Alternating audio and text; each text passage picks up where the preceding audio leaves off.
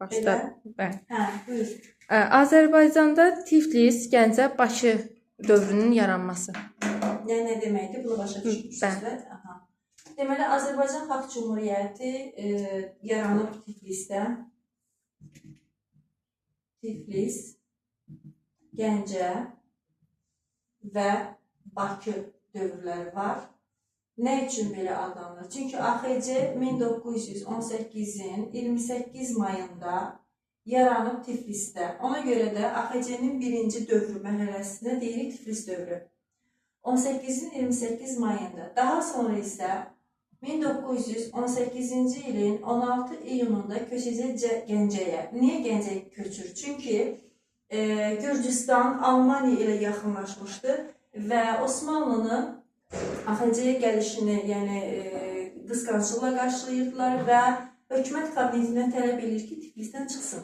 Ona görə də birinci hökumət kabineti Tiflisi tərk edib gələcək Gəncəyə 18-in 16 iyununda və AXC, Azərbaycan Xalq Cümhuriyyətinin Gəncə dövrü başlayacaq burada. Gəncə dövrü nə vaxta qədər gedəcək? O vaxta qədər gedəcək ki, deməli 17 sentyabra. Niyə 17 sentyabr? Çünki Bakıda Bakı Xalq Komissarlar Soveti, Bakı XKS yerləşirdi, oturmuşdu. Yəni Bolşeviklər oturmuşdu. Ona görə Bakıda giriş mümkün değildi. Amma necə ki Qafqaz İslam Ordusu 1918-ci ildə 15 sentyabrda Bakını azad edirlər. Bakı azad olunandan sonra müvəqqəti hökumətimiz Gəncədən köçür Bakıya. Nə zaman köçür? 1918-in 17 sentyabrında. Və beləliklə Azərbaycan Xalq Cümhuriyyəti tarixində Bakı dövrü başlayacaq. 18-17 sentyabrdan tarix süqutuna qədər 1920-dən, yəni 28 aprilə qədər davam edəcək. Beləliklə bir daha deyirəm, Tiflis dövrü, Gəncə dövrü, Bakı dövrü bu deməkdir Azərbaycan Xalq Cümhuriyyəti. Azərbaycana ingilislərin başladıq. Uşaqlar ən çox yadlarında qarşılayırsınız nəyi? İngilislərin Bakıya gəlişi. İngilislər Bakıya 2 dəfə gəliblər. Birinci və ikincini qeyd edəcək. Birinci gəliş 1918-ci ilin avqustunda baş verəcək və bu gəliş nə zamanı idi? Deməli, Sentrokaspi ingilisləri, yəni o Bakının məsələlərində ermənilər ingilisləri Bakıya dəvət edirlər. Yəni 18 avqustunda ilk dəfə ingilislər Bakıya daxil olanda Denstervilin başçılığı ilə gəlirlər. Lakin gəlib görürlər ki, burada hərbi sursat, yəni ordu o qədər güclü deyil, zəifdir. Həm də xalq Osmanlının gəlişini eşidib sevinir. Yəni AXC əhalisi Osmanlı tərəfindədir. Yəni birinci gəlişdə həm də ingilislər Azərbaycan Xalq Cümhuriyyətini tanımırlar. İkinci gəliş olacaq 1918-ci ilin noyabrında. Bunu da bir-biri ilə mövzuları əlaqələndirirsiniz. Bu gəliş nə ilə bağlı idi? Yadınıza salın, Osmanlı 1918-ci ilin oktyabrında Mudros sazişini imzalayaraq Birinci Dünya Müharibəsindən çıxır. Yəni Osmanlı Birinci Dünya Müharibəsində məğlub olur. Və bu məğlubiyyətdən sonra həm də Qafqazdan, eyni zamanda Azərbaycandan qoşunu çıxarmağa məcbur olur. Bax, oktyabrda müqavilə bağlayırıq. Noyabrın əvvəlində Osmanlı Azərbaycandan, Qafqazdan qoşunu çıxardır. Yəni Osmanlı çıxandan sonra 18-ci ilin noyabrında bura Antanta dövlətlərindən daxil olub Böyük Britaniya ingilislər. Kimin başçılığı ilə? Thomsonun. Və Thomson Bakıya gəlir. Bu zaman 18 noyabrında gəlir, dekabrın 26-sında isə AXC 3-cü hökumət kabinetini yaradır. Və Thomson Böyük Britaniya görür ki, Azərbaycan Xalq Cümhuriyyəti parlamentli, gözəl, yəni idarə sistemi var. Ona görə də Azərbaycan Xalq Cümhuriyyəti, yəni 3-cü hökumət kabinetini Thomson tanıyır. Yadda saxlayırsınız bunu.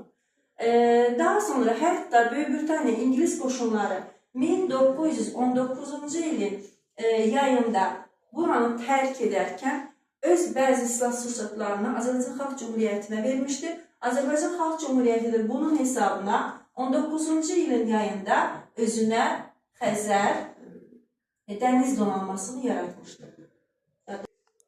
ATR-in yaranması. Deməli, ən çox yenə də bu hissəni yəni qarışdırırsınız. Əziz körpələr, Aras Türk Respublikası mənasını verir. Aras Türk Respublikası da 1918-in noyabrında yaranacaq. Bunu da yenə əlaqələndirirsiniz ki, yadınızı daha yaxşı qalsın. Necə olur yaranır? Bayaq qeyd etdim ki, Osmanlılar 1918-ci ilin noyabrında, 1918-də noyabrda artıq öz qoşunlarını Azərbaycana çıxardılar. Osmanlı qoşunu getdiyinə görə Naxçıvan müdafiəsiz qalır, köməksiz qalır. Və kimdən köməksiz? Təbii ki, ermənilərdən. Ermənilər tez-tez burada qırğınlar törədirdilər. Naxçıvan əhalisi, vətənpərvərləri 1918-ci ilin noyabrında Araz Türk Respublikasını yaradırlar. Və Araz Türk Respublikasını yaradırlar. Daha sonra isə AXC müraciət edirlər və deməli AXC-nin dəstəyi ilə ermənilərdən müdafiə məqsədi ilə Naxçıvanda yaranır Naxçıvan General Qubernatorluğu. Yadda saxlayın. Nə zaman yaranacaq? 1919-un fevralında. Belə. Qubernatorluqların yaradılması.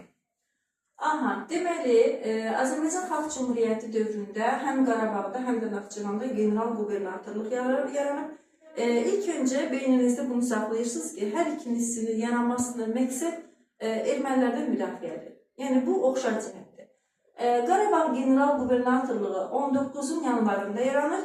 Naxçıvan general qubernatorluğu 19-un fevralında, yəni eyni ildə yaranıblar. Yanvar Qarabağ, fevral Naxçıvan. Qarabağ general qubernatorluğuna rəhbərlik edib Xosrov bəy Sultanov. Naxçıvan general qubernatorluğunda biraz vəziyyət qarışıqdır. Nə üçün qarışıqdır? Çünki 19 fevralında Naxçıvan general qubernatorluğu yaranarkən onun başçısı deməli Naxçıvanski idi.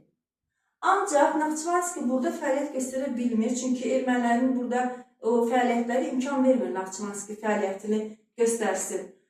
Amma daha sonra bu erməni rejimlər olduqdan sonra Naxçıvanda 19-cu ilin avqust ayında artıq Səməd bəy Cəmlinskinin rəhbərliyi ilə Naxçıvan general qubernatorluğu fəaliyyət göstərməyə başlayır. Muğan Sovet Respublikasının yaranması. Bunu da başa düşməmişik. Deməli, Muğan Sovet Respublikası, yəni ilk öncə onu bilin ki, yaradılıb Lənkəranda. Harada? Lənkəranda. Kimlər yaradıb? Bolşeviklər yaradıb və 1919-cu ilin may ayında yaranıb.